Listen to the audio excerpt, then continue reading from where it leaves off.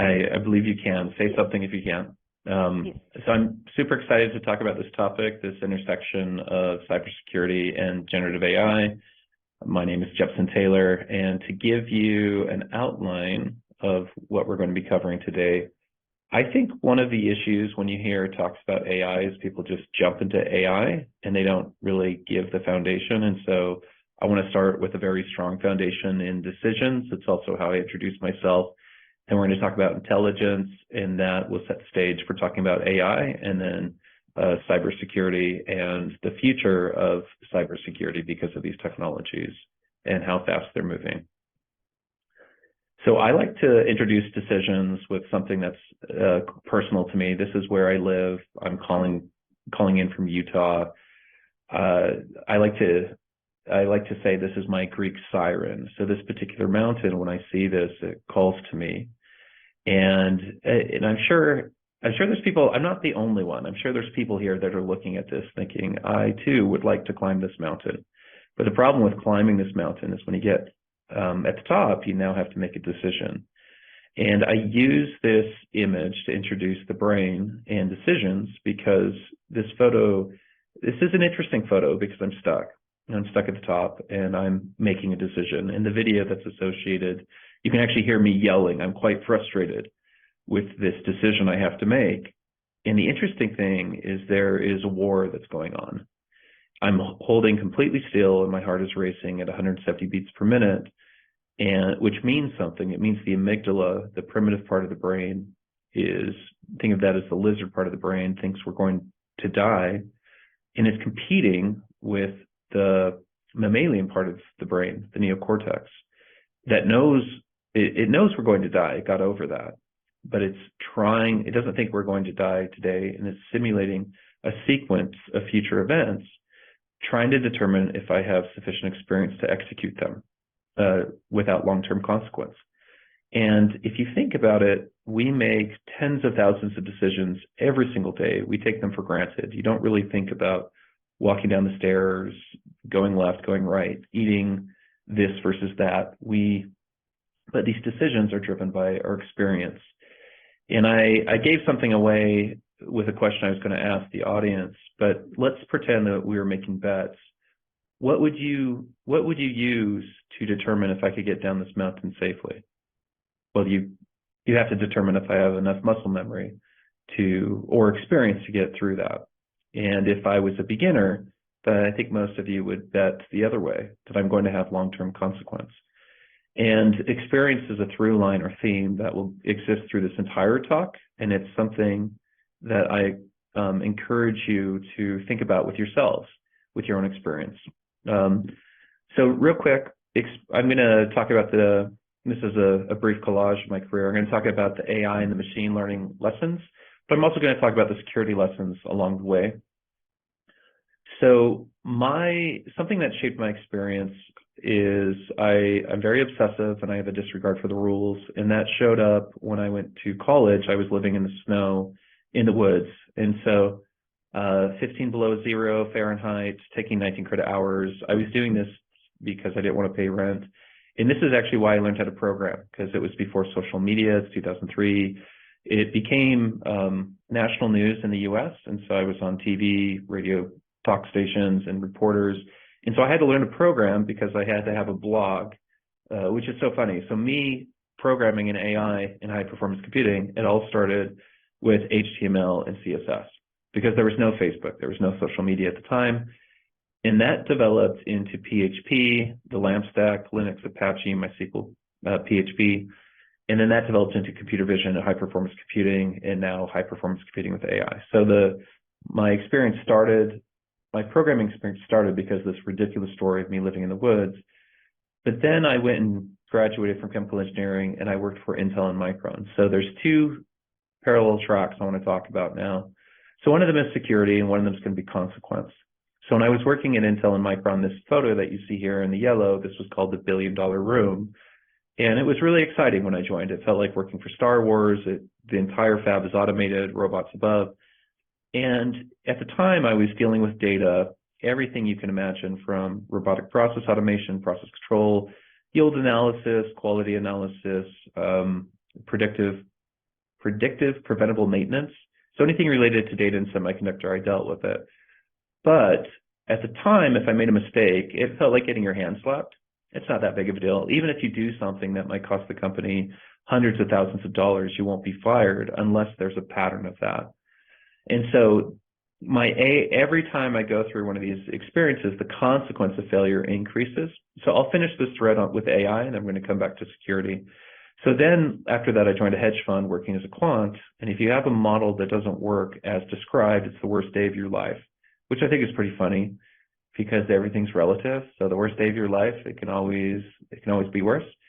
And after the hedge fund, I joined HireVue. So HireVue was an HR tech company. We were predicting video interview outcome, and I was their chief data scientist. And if you build a model that doesn't work, it can be the worst day of someone else's life. You can actually cause a class action lawsuit because there's adverse impact. You can propagate bias with AI. It actually is the default mode if you're not preventing that. And so the consequence always increases. And then the final collage is me doing my own startup that I did for 3 years and sold to Data Robot. And if you have a model that doesn't work, you have to fire your friends. And they're both bad, but it's good. You learn lessons along the way. So starting over again, let's talk about security. So when I was at IM Flash, the Intel Micron JV working in semiconductor, a lot of these really expensive tools that were in the fab, these tools could be $100 million for a single tool. They were not appropriately patched for security. So you can think of some of these tools running Windows XP Service Pack 2, and that's fine. It is fine if they're protected inside a firewall. But I remember some security breaches that would happen through a USB. Someone brings a USB within that safety circle and they plug it in. And then you can imagine for a worm or for something, if it has access to hundreds or thousands of computers that are not patched, that is a huge problem. The other security thing that showed up when I was at the hedge fund is our supercomputing cluster. I remember, I don't know how long it was, maybe a week, it was compromised where it would begin, a hacker was able to get access to this massive GPU network and they were mining Bitcoin, which honestly, in the grand scheme of hacks or things that people could do, that's probably the least of your worries. You'd be quite blessed to find out that someone's mining Bitcoin on your network and not doing something that's more malicious. So continuing to experience, because I want to get into intelligence. As mentioned, I have worked for 2 global unicorn platform companies, Data Robot and Dataiku. It was announced last week that I am transitioning out of Dataiku. I am doing another startup in the generative AI space. And I'm also a part-time professor at NYU. I teach board members and executives about AI. So now actually getting into the meat of the talk, thank goodness. So intelligence. So intelligence shapes our decisions, but I want to define what is intelligence, because this is going to be a very important foundation block for all of us as we talk about AI. So what is intelligence? Intelligence is defined as the acquisition of knowledge through experience, which gives us the ability to apply that knowledge for future decisions.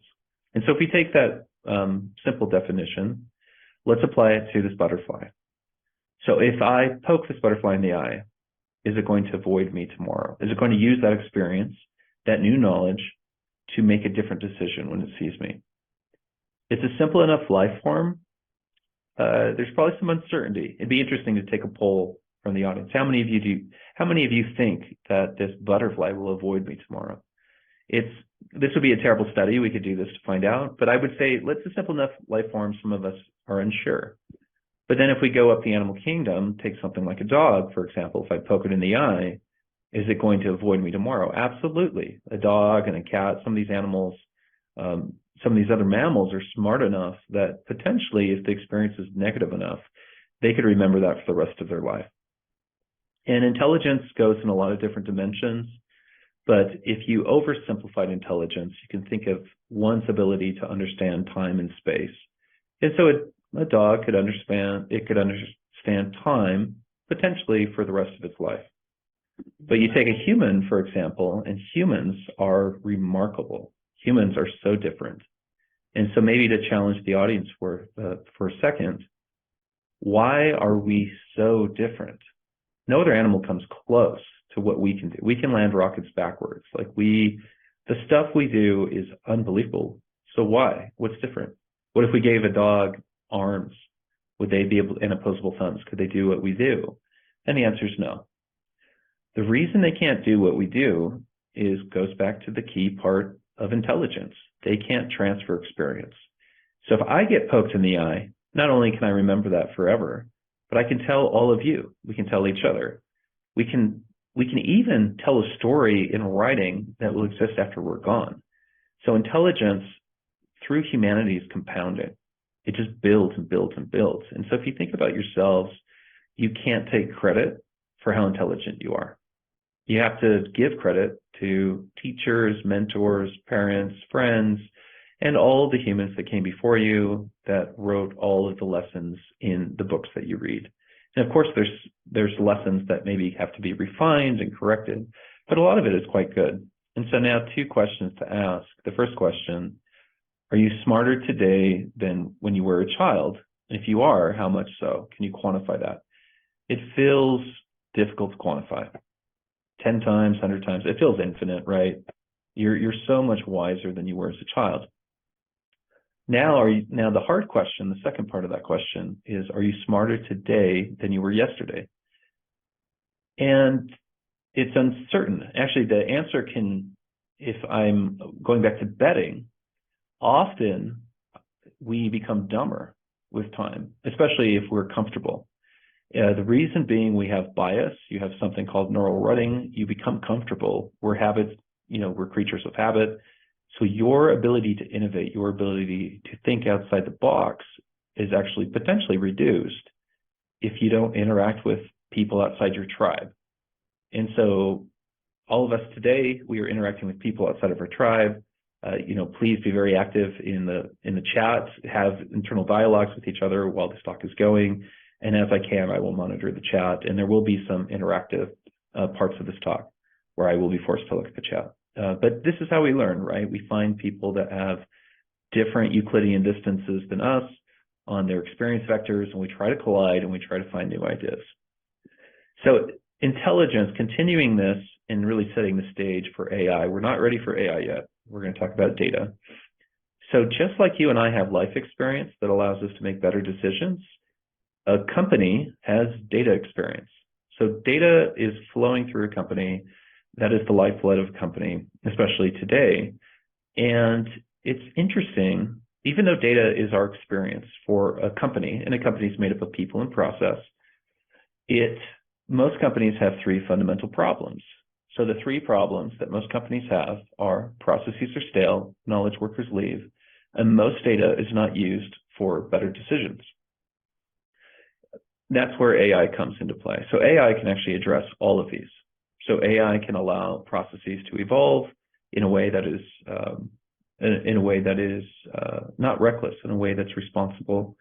AI can also reduce the amount of knowledge that's walking out the door when your knowledge workers leave, and AI can allow you to improve decisions using data to make better decisions for a business. We're living in a world today where AI does not have any limits on the data types that can be consumed. Before, it used to have limits. Do you want to consume images, audio, time series, logs from the network? It was quite intimidating. But now there's no data type that gives any AI professional anxiety when it comes to building pipelines. And now for the security angle with this, your data flowing through a business, that is your experience, that's your moat, that is what makes your business work. And that is also the thing that's under threat when it comes to cybersecurity. That's something you definitely have to protect. So now I want to demonstrate how powerful AI is, and then we'll get into the AI foundation. So now I'm going to look at the chat because I want to challenge the audience. This is a particular project I worked on 7 years ago where I was teaching AI to play Call of Duty on the Xbox. And it was very important that it was a stock Xbox. So I'm tricking this Xbox. It has no idea that it's actually being played by an external supercomputer. And this external supercomputer, it's playing the Xbox by consuming the HDMI right off the Xbox that's going into an HDMI captured card that's being run by the supercomputing node. And then it's outputting the Xbox controls using a gimmicks adapter to go directly back into stock Xbox. So this is interesting from a security perspective. How would you ever catch if someone was doing that? There's nothing, I haven't modified the Xbox, it's still stock Xbox. And as far as the Xbox is concerned, there is a human watching and playing it. So from a security perspective is kind of a fun example. But now for the question. This is a marketing image that I made that was associated with that stunt. What was the cost? And this is in 2015, 16, I think. So what was the cost of, sorry, I'm getting ahead of myself. So I met with a graphic designer at a coffee shop, and I drew a kid on the floor and a line that was a TV and a robot. And I said, I want you to come back with a design where there's a child playing a screen, and on the other side of the screen, there is this AI monster that is digitally trapped that we hope never gets out.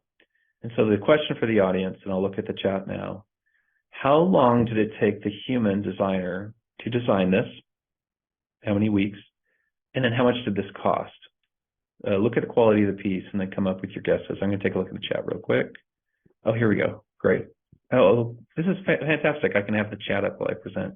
Apologize that it wasn't up before. 1 month. Okay, 3 months. You know what's funny about this? The higher the time, the happier the artist will be, because I'll tell them. 1 week. Oh, $100. Wow. So it looks like if I'm trying to estimate averages, it's averaging about a month, 250,000, a few $100.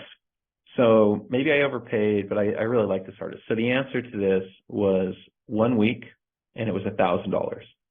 And this was the quality that they produced. So now for the next question. Oops. So study this, and now ask me what was the time and what was the cost to produce this. And pay attention, this one's a little bit more complicated. There's some 3D effects. So this is another piece that I made. So now I'm going to look for new chats. What was the time for this one, and what was the cost? 6 months, $2,500.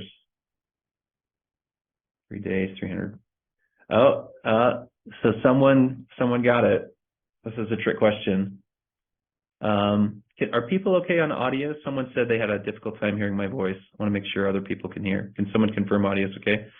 So this was made with Midjourney, which means it was in minutes, and it was instant. Okay, so people are saying we can hear you, so it must be specific. Yeah, so what does that mean? I also want people to understand how much this would have cost a year ago. So a year ago, this would have, I understand looking at this piece because I've dealt with Unreal Engine and I've dealt with contractors that can do this quality of work. This is a nightmare to do. So this would not be one person, it would not be a week. This might be a team of people, and it might take several months because of the 3D effects that you're seeing and the quality. And so this, I don't think I could do this for less than 20 or 30,000 historically, assuming I had to engage Unreal Engine developers. So what does that mean when we're moving this quickly? So now the analogy, because I know you're not that interested in art, maybe you are, but we're all interested in code. So look at this code that's being written. And it's not that important for you to get to know, to really comprehend the code completely or to bug check it or anything like that. But looking at this code that is being scanned from beginning to end, how long did this code take to write, and what was the cost? So now new guesses for the code. This is in Python. How long did it take someone to write this code, and what was the cost? 10 minutes is a guess that's showing up.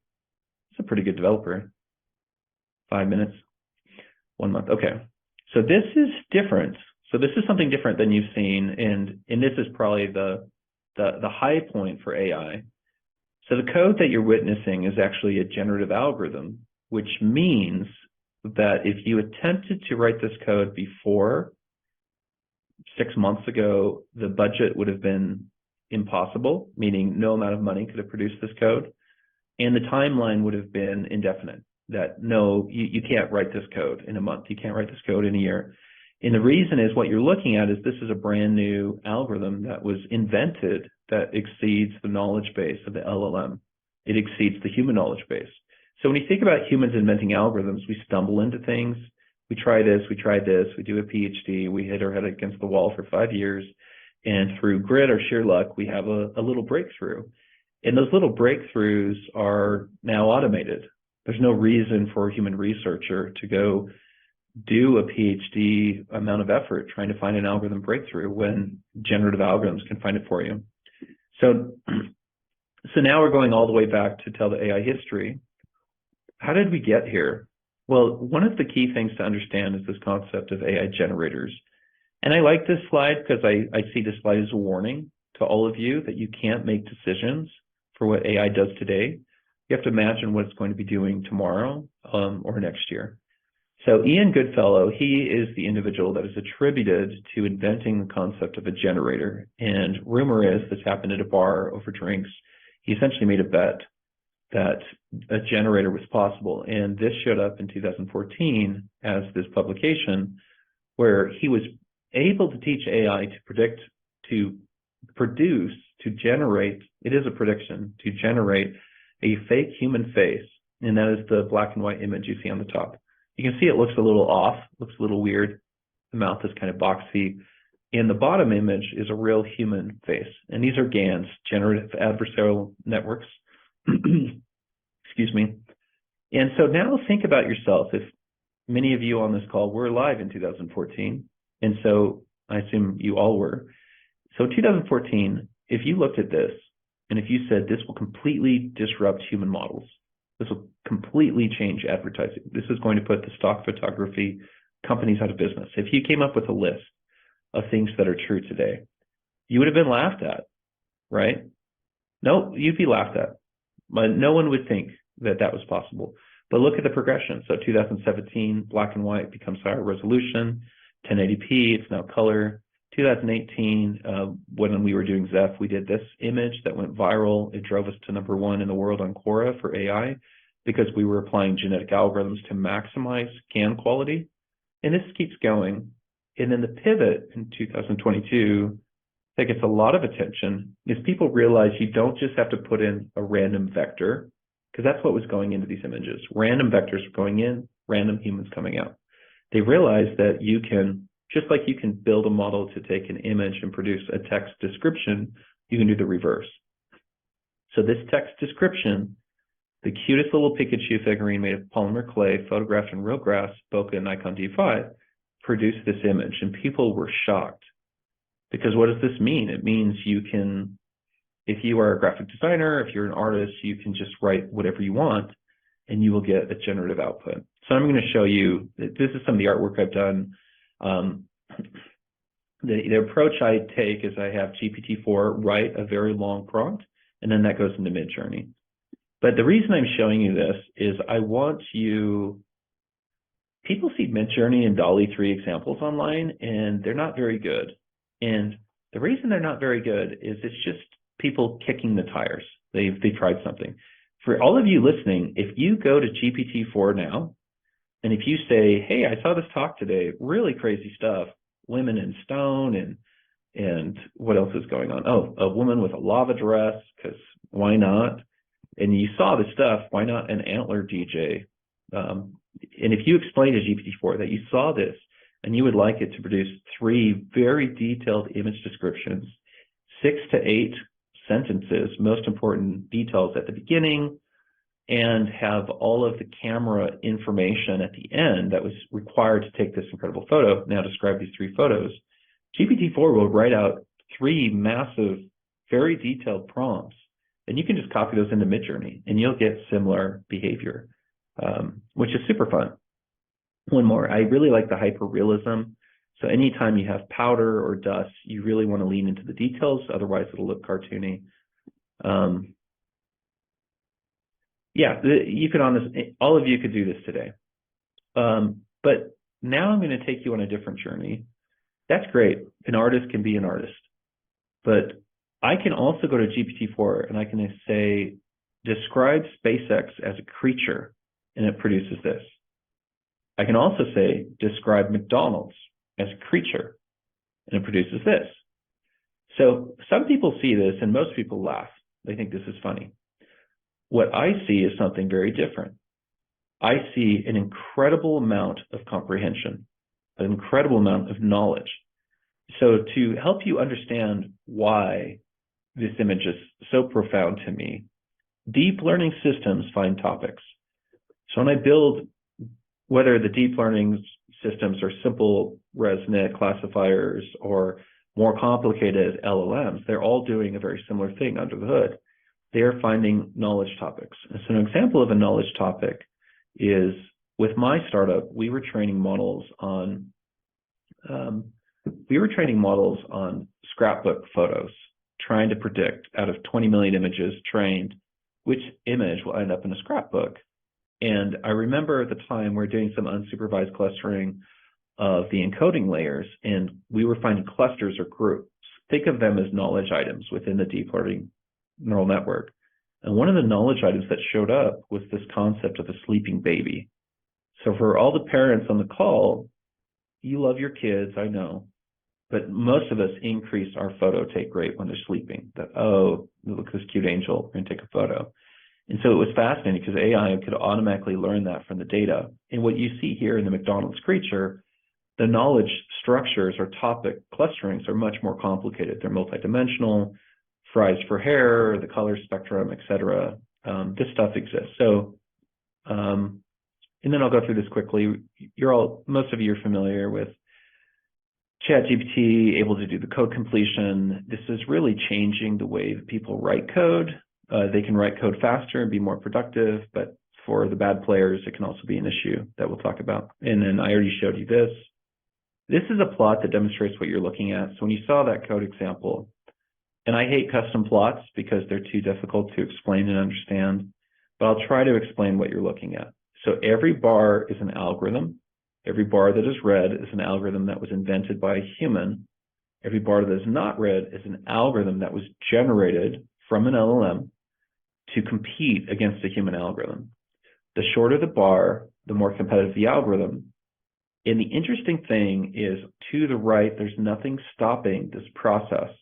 So if you wanted this bar chart to keep going, where shorter is better, more performant, if you want it to go a mile to the right, it's only compute limited. So what that means, I believe what that means is in the next 3 years, every algorithm that matters will be rewritten by AI. This is everything.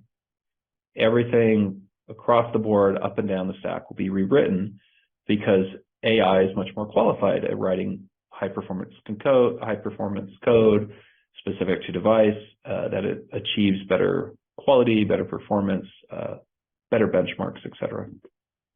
Yeah, so this is kind of that visual. We expect this to happen across every algorithm category and to go up and down the stack. Exciting times, right? So one more benchmark for AI, and then we're going to lean more into the cybersecurity. So this is interesting. This is a very famous photo.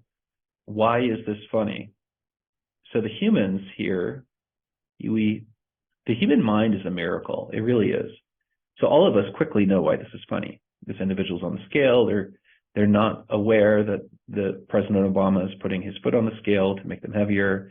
AI just doesn't understand why this is funny. And there's a famous blog post in 2012 where Kay Parthy, who ran AI for Tesla, wrote about this blog and showed this image and used this image as an example to explain that we are so far away from AI that can comprehend within the realm of computer vision. Because in 2012, the computer vision systems were extremely disappointing. They could tell you that we're people and might be able to tell you that it's in a building, but it was so far away from being able to understand the scene. And it's interesting because if you put this image into GPT-4, and if you ask, please explain the root or key reason why this is funny, what started it all? What is the simple 1 to 3 sentence that explains why people started laughing? GPT-4 will get it wrong. But with generative algorithms, it will get it right. And the reason I bring this up is really urging all of you, you can't make decisions for what you see today. Because if you saw this and you thought, oh, good, I can wait a little bit, you don't realize that this is coming online in the background. These new technologies are just moving faster. Here's another one where GPT-4 fails to link this, but generative algorithms, they can handle this quite well. Let's see. Oh, yes, AI in the wrong hands. Now we're talking more about security. Great. So AI can be a little overwhelming. It can be intimidating, and people want to slow it down. And there's people have asked for a letter to pause things in the past. A lot of regulators are talking about how do we regulate this?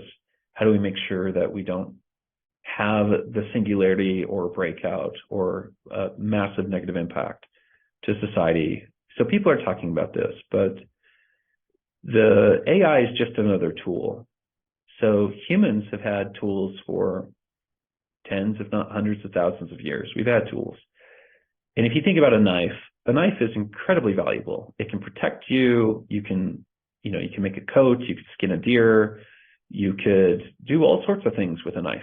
A knife is a value add to you and your family. But a knife in the wrong hands can do harm. It can do evil. And AI is just the world's most powerful knife. So it can do incredible things. It can take mundane work away. It can save lives. It can do things in healthcare that will save many lives. Many of you will live longer on this call because of AI. And that is why we can't slow down. But now let's talk about AI in the wrong hands. So I was going through just kind of the historical history of security, and it's kind of funny to think about the 1988 Morse worm and how it brought down 10% of the internet, and it was a 99-line program. This kind of brings up this theme of unintended consequences or unexpected threats. So if you're proactive and you're anticipating potential threats and exploits, you can definitely get ahead of it. And that's why you have black hats, gray hats, and white hats. That's why you have the gray and white hats working together, trying to find zero-day exploits before the bad guys. The other one that's important to think about is, remember, Stuxnet is often used as kind of the hallmark of an incredible feat that was accomplished by most likely, I haven't followed up on it, but I'm sure it's been attributed to one or several governments that pulled this off. And there's a theme here to think about. You have hobbyist, you have company, and then you have a state entity. And one of the things that is happening with technology is something like Stuxnet, something that would require a state, meaning significant funding, a massive army of hackers and developers, that becomes accelerated where it begins to reach a hobbyist level. So a hobbyist, meaning a single individual, potentially can generate something like Stuxnet using AI. This is one that, trying to think how I should phrase this. So in 2015, I don't know if many of you remember the Ashley Madison hack. So it was dumped on the internet, and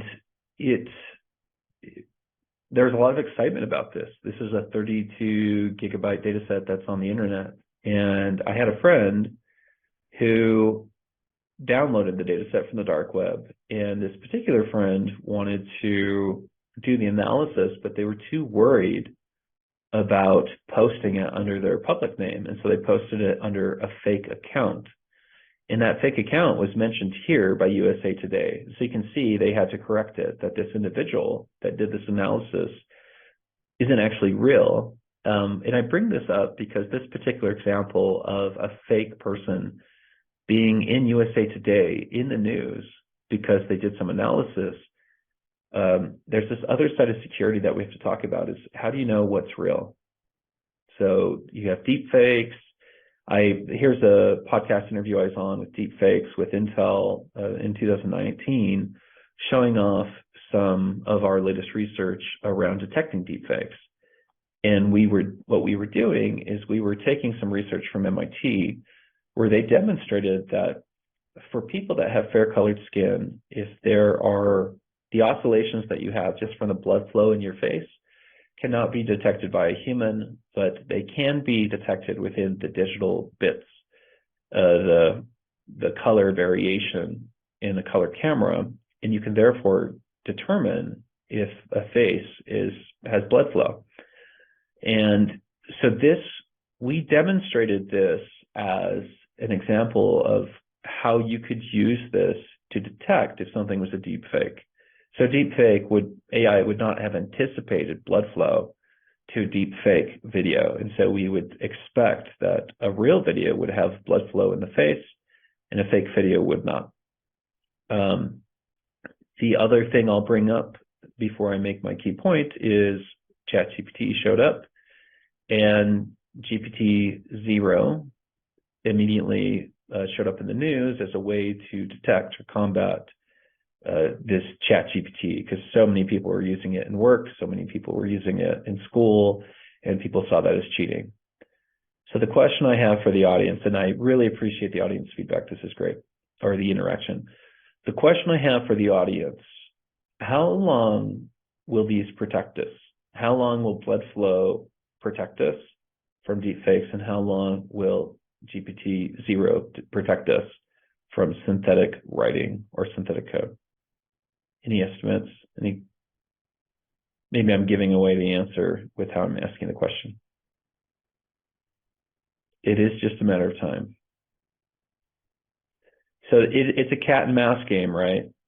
So, and this is really important because you're going to see a lot of this, and we have seen a lot of this. You see a lot of people that celebrate, oh, this is so good that we have this thing, that we have this detector. This is so good that we have this safety. But you have to remember how these systems learn. These systems learn by comparing themselves to a detector. So the moment you have a better detector, you get a better AI. And the moment you get a better detector, you get a better AI. And so there's actually no way that you can stop any of this. There's no way you can detect any of it. And so this goes back to kind of a core tenet within security. And before I mention this core tenet, I want to talk about how good deepfakes are today. So if you think about deepfakes, there's a classic movie, and this will date myself, Robert Redford, Sneakers. During that movie, they have to trick an individual to say, my voice is my password. And it's kind of entertaining during the video. They have a cassette recorder, and they're trying to trick this individual into saying that. They eventually get it. They do the edit, and now they can get through this very advanced security voice key that they can break into the system. And your voice being your password for banking is laughable. So now a hobbyist, going back from, is this state actor, is this a group of actors or a company, or is this a hobbyist? Today, a hobbyist can record you for a few minutes, and they can produce your voice saying anything they want you to say in a way that would get past any of these detectors. The other thing too with deep fakes is I think it's now within the realm of a hobbyist where they can do a live video interaction with a deepfake. So you might think it's me, you might think it's Jeffson Taylor, but I could actually be someone else right now in this whole video, everything being animated. It's not me.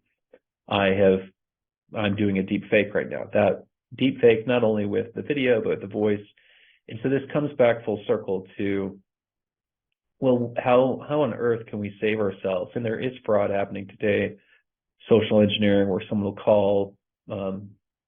will pretend to be a CEO calling a CFO to manning a wire transfer, and the voice is right, potentially the video could be right. So you probably need to do it because this all seems legit. And so this comes back finally full circle to the key point, is in security, we talk about what you have and what you know. So your voice and your face and all of that, that's what you have. That is not enough. So you definitely have to begin thinking about what you know. And if someone's calling or trying to come in through some social engineering hack, you need to educate your employees to talk about how we're living in a different world. And then WormGPT. So going back to tools, ChatGPT shows up. It's a fantastic knife. It can do code generation. And if it can do that, then that means that people on the dark web can also do fine-tuning on these models to get around the safeties, and they can use it to write malicious code. And now the analogy is you have, and the talk's going to wrap up when we go to Q&A.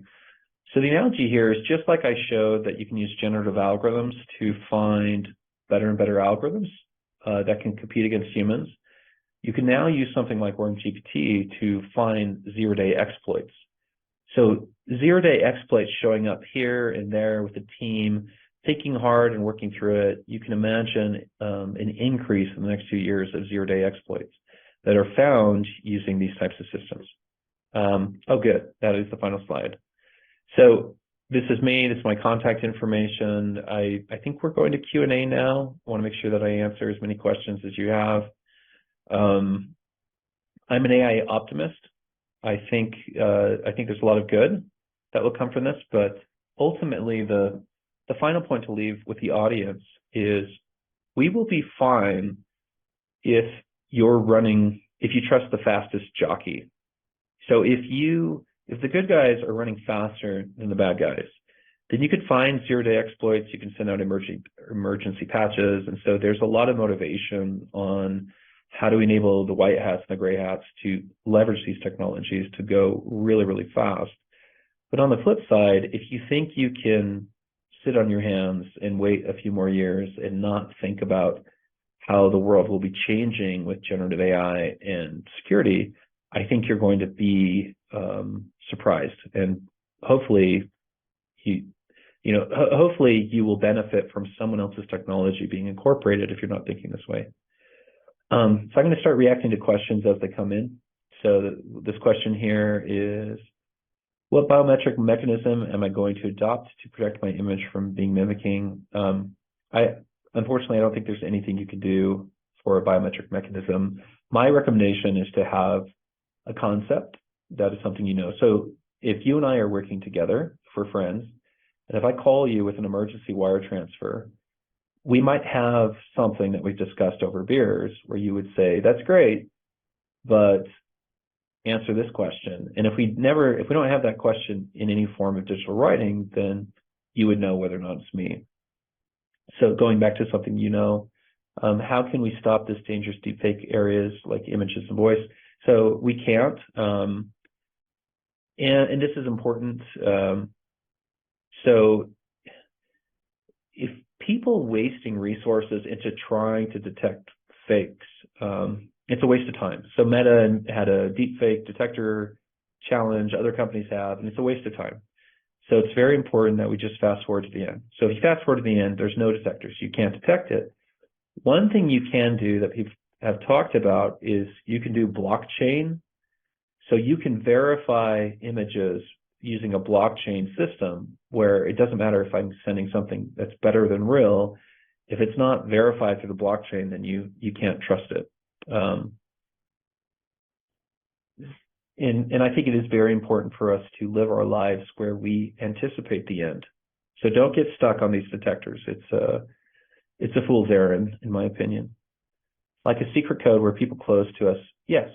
Yeah, having a secret code, having something it's not difficult to come up with lots of secret things or codes that you could discuss that as long as they're not in a digital form, email, etc., then that would be a very safe way.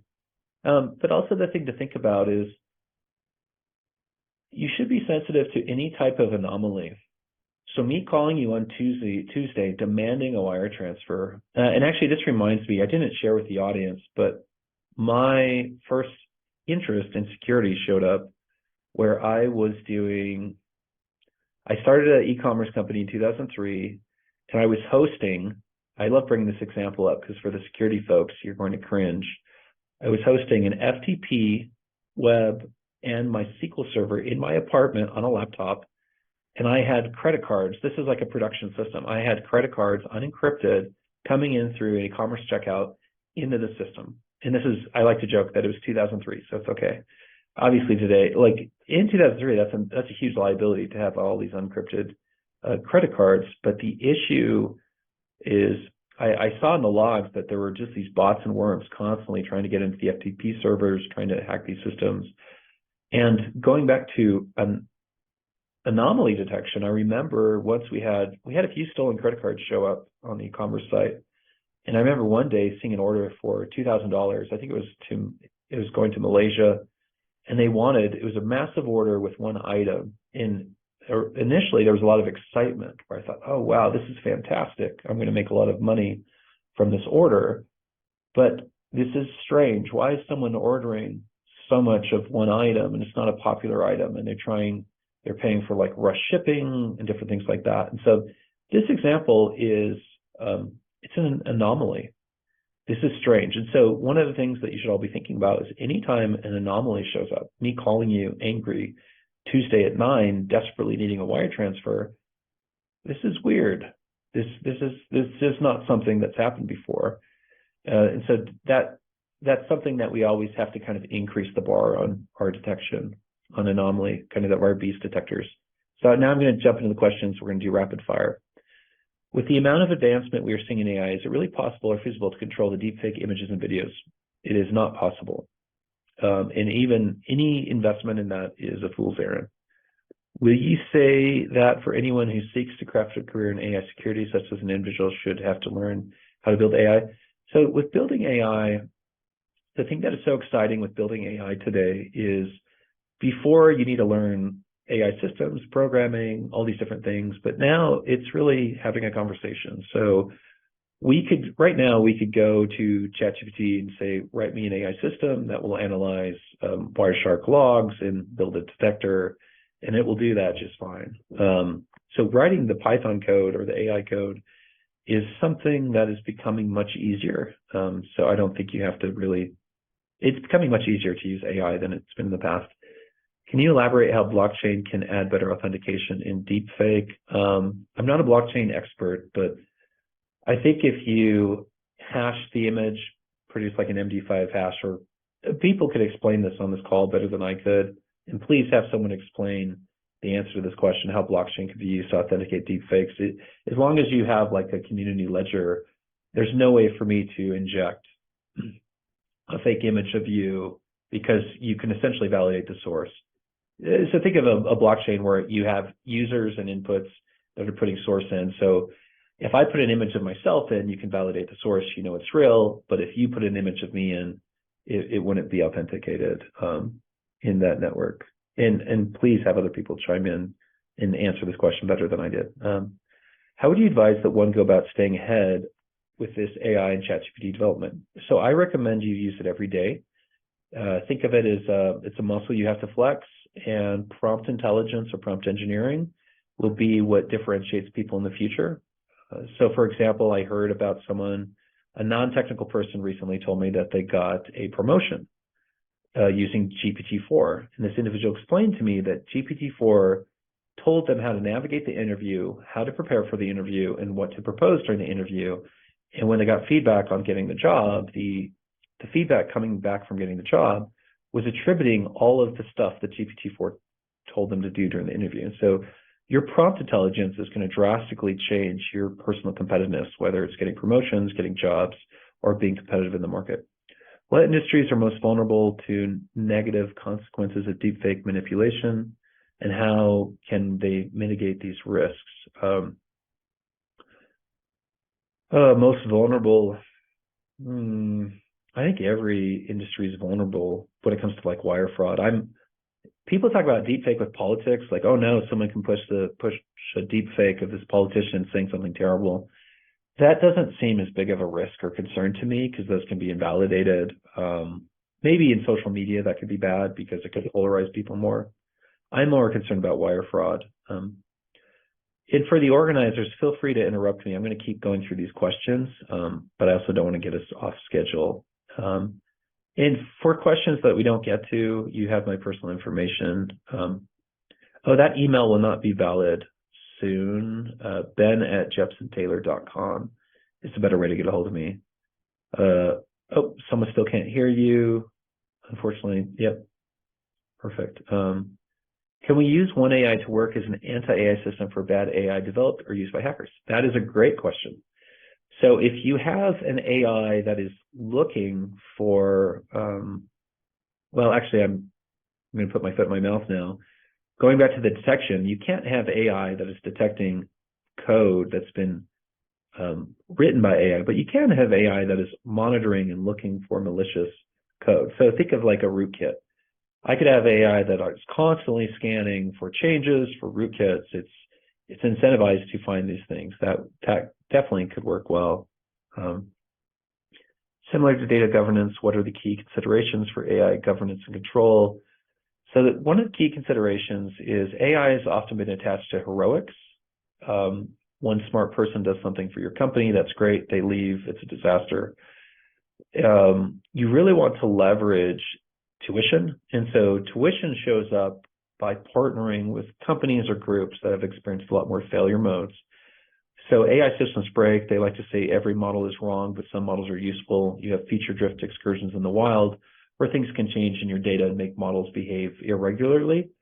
There are tools that are not an open source community, tools like Dataiku, DataRobot, Alteryx, Domino, where they are built up to handle that. A big thing of being successful with AI is being proactive. You don't want to be reactive. Any suggestion on how ISO regulators should think to keep cyberspace safe? So ISO regulators should be embracing generative AI, and they should have teams or groups within governments or companies that can afford it that are aggressively trying to build what you're the most scared of. Build something that can find an exploit, find a vulnerability, or really you're trying to outpace the bad guys. So ISO regulators need to be swimming in generative AI, in my opinion. Regulators can often struggle to change in a timely manner. Okay, Gen AI knowledge is critical to keep up with the trend in avoid being scammed. Yes, absolutely. That's why I encourage everyone on this call to use this daily and to join groups that can help you stay up to speed. There are a few groups that have showed up with deep fake detectors. I think Meta announced one, but I've said several times on this call, it's a fool's errand. Can we use AI to better implement ISO 27001 or correct any issue in the implementation? I think that's great. I think you can use AI to audit systems. The analogy there is I can have AI go through all of my data science code and to make it pilot compliant and to make sure it's updated and to write unit tests. It'll do that in an automated fashion today where data scientists struggled to do that in the past. And so that's a very powerful tool. And so if I can do that, there's no reason why you can't accelerate some of the ISO compliance checks. AI needs to trust, but security is zero trust. How to mitigate this?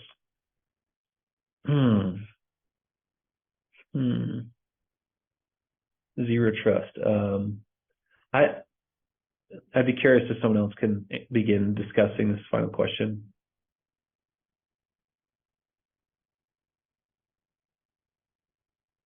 Humane AI are set to change user experience. I'm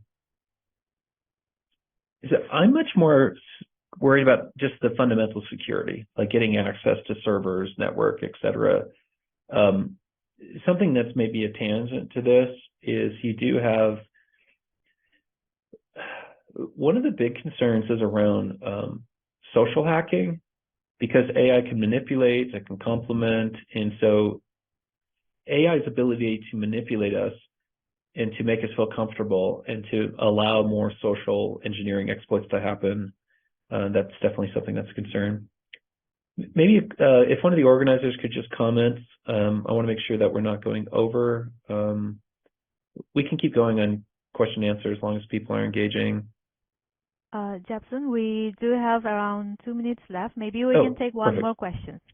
Okay. Now AI is being used in military areas, so it's going to be more dangerous. What is your thought there? So for some people that talk about AI ethics, you have different camps. You have people that are worried about the AI singularity. You have people that aren't worried about the AI singularity.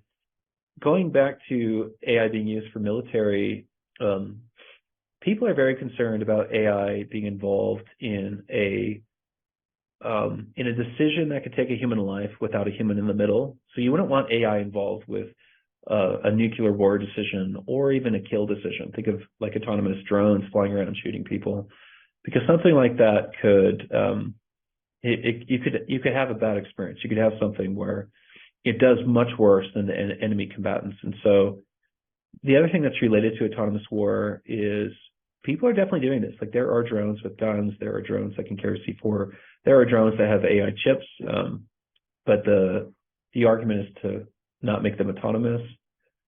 But I could understand why people would do that. So that's a very negative side of AI, unfortunately. I hope we don't see autonomous war, and an autonomous war does not also mean we have a singularity coming. I'll do one last question, and then we'll be done. Can AI do discrimination based on gender, race, caste, religion, region, country, etc.? So how to prevent that? Yes. So there's already there are already some terrible stories. If you search AI genocide, you will see that there are countries that are already using AI to detect certain races and to target them, unfortunately. So yes, AI can predict race, gender, age, country of origin. I have a demo I didn't show in this slide that I can predict country of origin. I think that's it. I think that's a wrap. Thanks everyone for being so active in the chat. That always makes these talks much more fun. Really appreciate everyone's participation.